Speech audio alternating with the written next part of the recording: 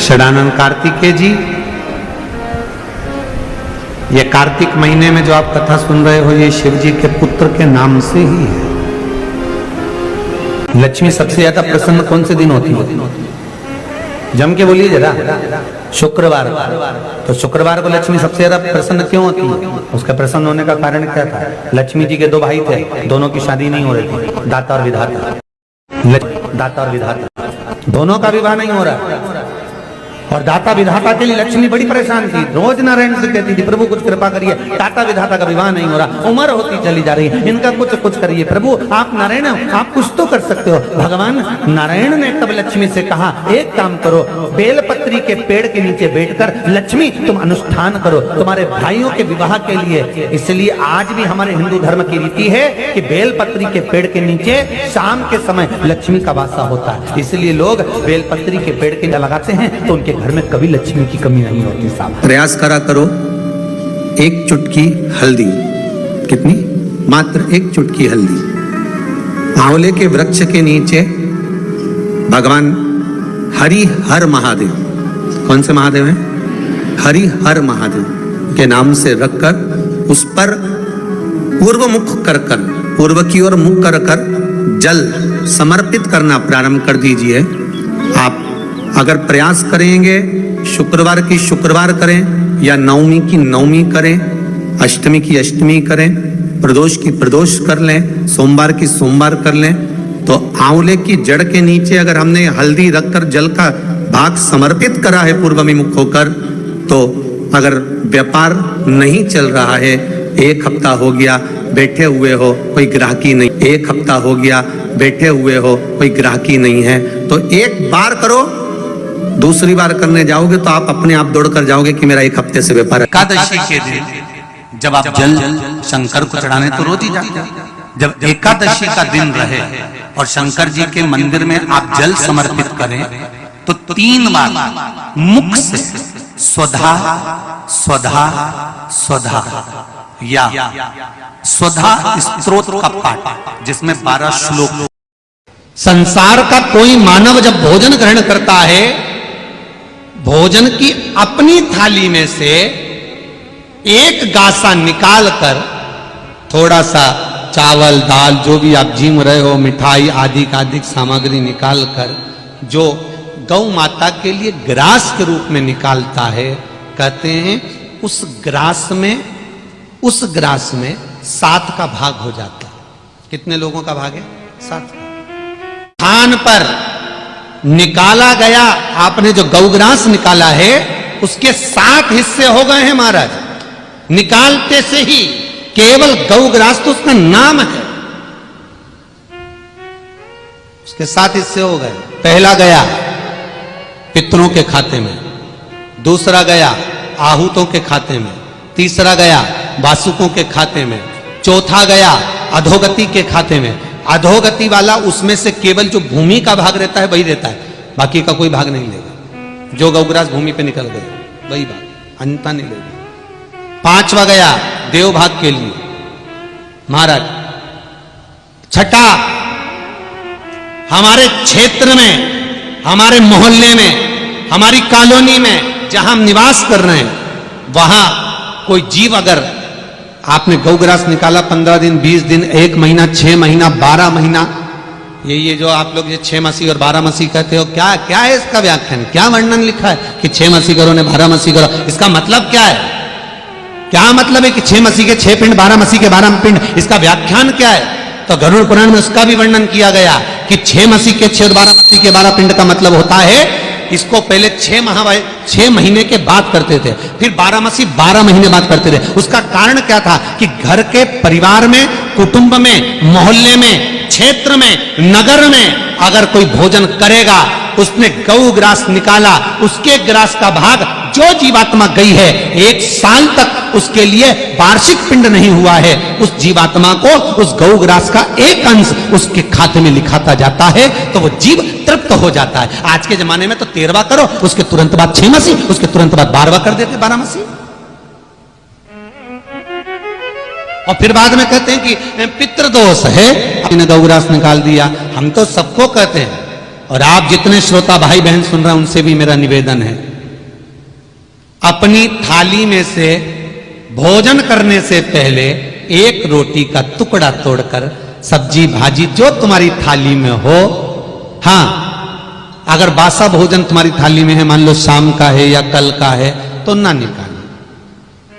पर ताजा अगर कोई भोजन रखा है, रोटी रखी है, दाल रखी है, चावल रखी है, सब्जी और ताजा बना है, तो आप अपनी थाली में से निकाल कर, और हम तो कई लोगों से कहते हैं ब्राह्मण की भी थाली लगाओ, तो ये सेव, अचार, नमक, ये सब चीजें जो लड्डू पहले से बना हुआ हो, 2 दिन पहले का बना हो, 3 दिन पहले का बना हो, जो सामग्री 4 दिन पहले बनी हो, तो पंडित जी को बाद में रखो। किसी ब्राह्मण को अगर भोजन करा रहे हो तो तुम लड्डू, गुलाब जामुन, इमरती, भजिया अगर एक रात्रि पुराना भी है तो निवेदन है ये बाद में रखना। जब वो गौग्रास निकालते उसके तुरंत बाद रख दो। तुम निर्मल स्वभाव के हो, पर सब तुमने पंडित जी का भला सोचा, गलत नहीं है, तुम्हारा भाव अच्छा है, तुम निर्मल स्वभाव के हो। पर शास्त्र क्या कह रहा है, जब तक गौग्रास ना छूटे तब तक अचार भी ना रखा जाए, क्योंकि अचार भी पहले बन चुका है, लड्डू पहले बन चुका है, लड्डू पहले बन चुका है, गुलाब जामुन पहले बन चुकी है, वो ना छूटे। जो ताजा भोजन बना हुआ।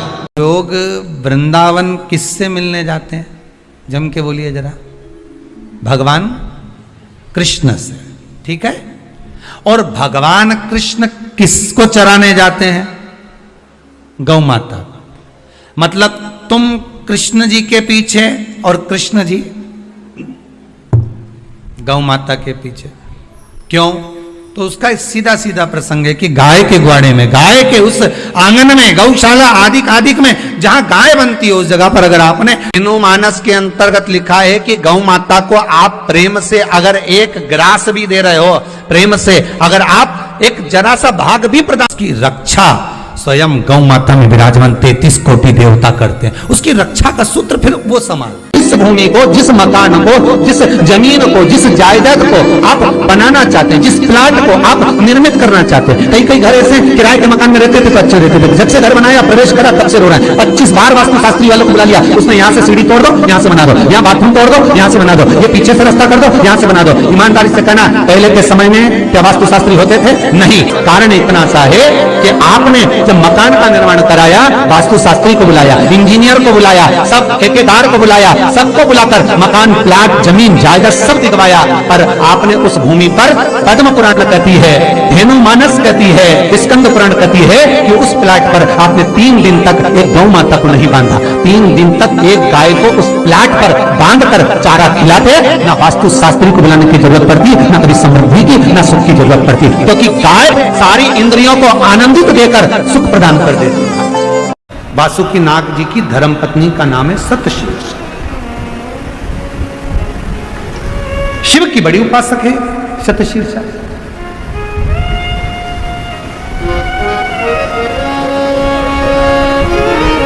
कहते हैं जब समुद्र का मंथन हुआ, देवता और राक्षसों ने मिलकर मंथन करा और वासुकी नाग की नेति बनाकर, सुमेरु पर्वत की रई बनाकर जब मंथन करना प्रारंभ करा कच्छप भगवान की पीठ पर, और मंथन करते करते जब सब लक्ष्मी, माणिक, मोती, ऐरावत, अप्सरा, गंधर्व सब आनंदित, विष, अमृत सब निकल गया, तब आखिरी में जो नेति थी, वासुकी नाग थे, उनको ले जाकर एक कोने में डाल दिया। घिसते वासुकी नाग का पूरा शरीर बेकार हो चुका था, पूरा शरीर बेकार हो गया।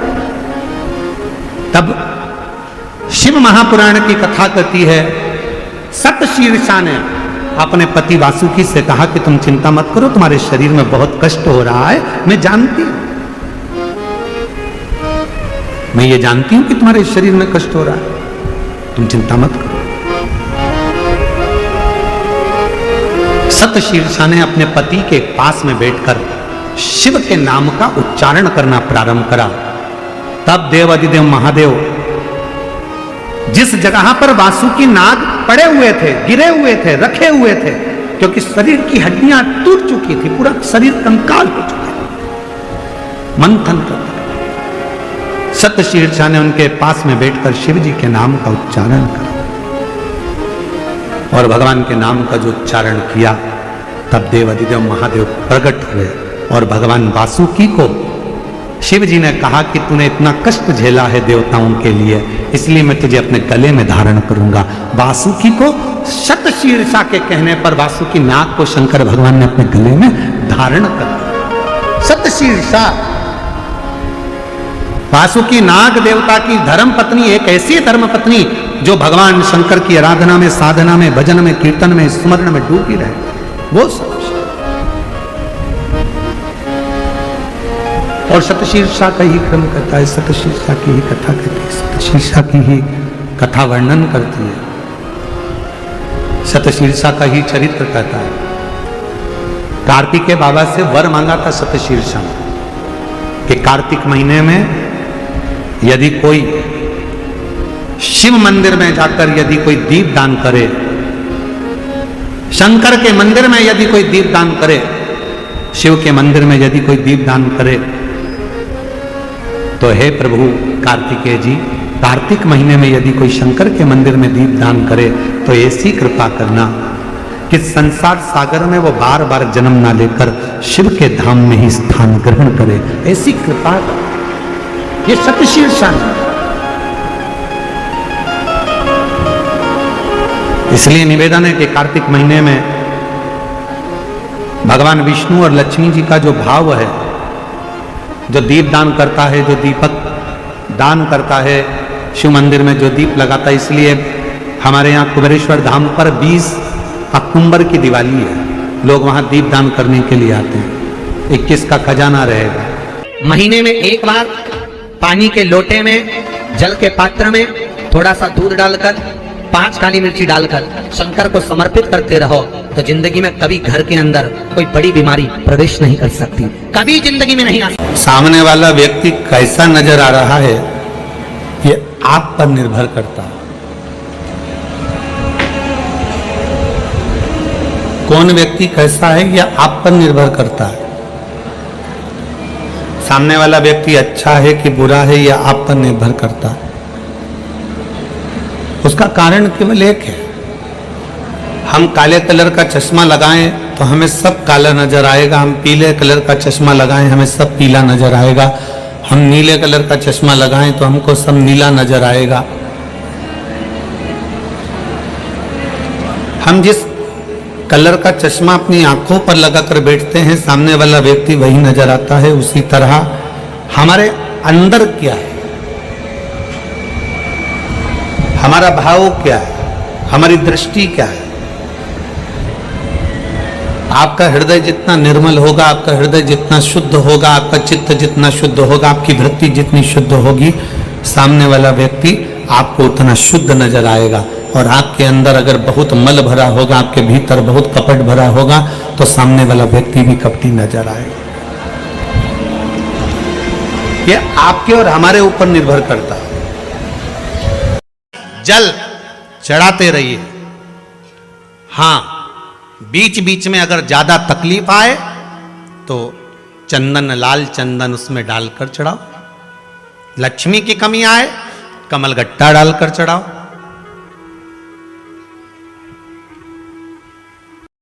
रोग ज्यादा घेर रहा हो तो काली तिल चढ़ाकर चढ़ाओ।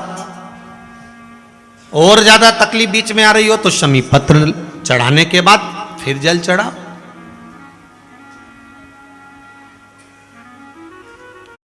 शमी पत्र का जो विधान है वो 2 बार चढ़ाने का होता है। एक बार अगर आप किसी कामना से शमी पत्र चढ़ा रहे हो तो शमी पत्र पहले शिवलिंग के ऊपर चढ़ाया जाता है, उसके बाद जल चढ़ाया जाता है। जब जल चढ़ जाए, दूध चढ़ जाए, पंचामृत स्नान आदि सब हो जाए, उसके बाद आप देवाधिदेव महादेव की जब पूजन करें, अर्चना करें, आराधना करें, चाकरी करें, निवेदन करें, तब फूल आदि शमी पत्र बेलपत्र फिर समर्पित कर देंगे। फिर पुनः समर्पित कर देंगे। शमी पत्र चढ़ाकर आप जल चढ़ा दो। कभी बेलपत्र चढ़ाने के बाद जल चढ़ा दो। बीच बीच में प्रयोग करते रहना चाहिए। बाबा से निवेदन करते रहो। ये जरूरी नहीं कि आप रोज ये चढ़ाओगे तो ही। हाँ, जब आपको लग रहा है कि अब मेरा दुकान ठीक नहीं चल रही, तो कमलगट्टे का पानी भगवान शिव को समर्पित कर दो।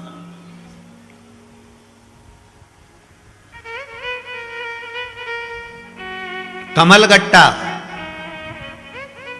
लक्ष्मी जी की जो माला जपी जाती है, लक्ष्मी मंत्र की जो माला जपी जाती है, वो कमलगट्टे की माला से जपी जाती है। षडानंद कार्तिकेय जी, ये कार्तिक महीने में जो आप कथा सुन रहे हो, ये शिव जी के पुत्र के नाम से ही है। जीवन का कोई भरोसा नहीं, खुश होकर जियो। जो समय परमात्मा ने दिया है उसको आनंद के साथ जियो। तारकासुर का संहार करना है। एक बेटे का जन्म होना चाहिए। शिव जी के तेज पुंज को गंगा जी को दिया गया और गंगा जी की 6 धार से एक बेटे ने 6 पुत्रों ने जन्म लिया, जिनको कृतिकाओं ने एक जगह पर इकट्ठा कर गंगा का जल छोड़कर एक कर दिया। उन्हीं का नाम षडानंद कार्तिकेय, उन्हीं का नाम षडानंद कार्तिकेय। भगवान देवाधिदेव महादेव ने सूचना करी, देवताओं से कहा तुम घबराओ मती, मेरे पुत्र कार्तिकेय तारकासुर का संहार करेगा।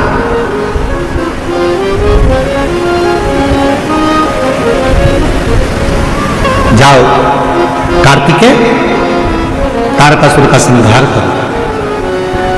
कार्तिकेय चले। इतने में मां जगतजननी जगदम्बा अम्मा माता पार्वती जी ने रोक लिया। पार्वती जी बोली कार्तिकेय जरा रुको, तुम जिस तारकासुर को मारने के लिए जा रहे हो, तारकासुर साधारण नहीं है। हे असुर, राक्षस है, राक्षस प्रवृत्ति है, असुर है, देवताओं को परेशान करा, सबको परेशान करा, पर वो शिव जी का मान रखता है, शंकर जी का सम्मान करता है। उसके हृदय में बाण नहीं लगना चाहिए, क्योंकि उसके हृदय में शिव बैठा हुआ है, शंकर बैठा। षडानंद कार्तिकेय जी ने कहा मां आप चिंता न करिए, बाण तो छोड़ूंगा, पर वो तारकासुर के हृदय में नहीं लगेगा। युद्ध प्रारंभ हुआ। तारकासुर ने जो षडानंद कार्तिकेय जी को देखा, तो कार्तिकेय जी को देखकर तारकासुर ने हाथ जोड़ लिया, प्रणाम किया, नमन किया।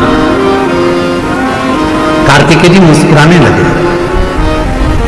तारकासुर ने जैसे नमन करा वैसे मुस्कुराया।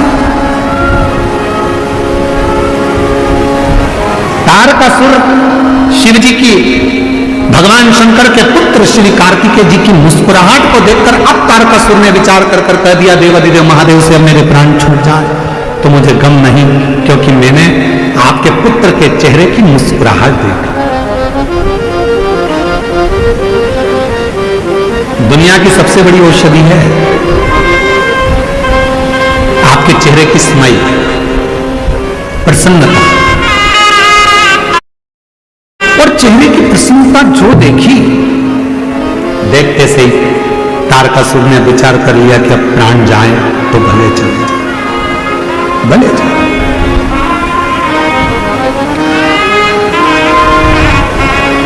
तारकासुर के प्राण छूट गए।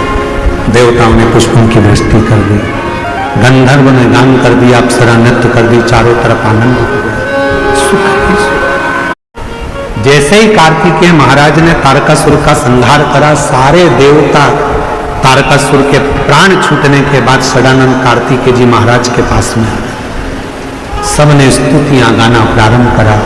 उन्होंने भगवान षडानंद कार्तिकेय जी को देखा तो कह दिया, हे कार्तिकेय,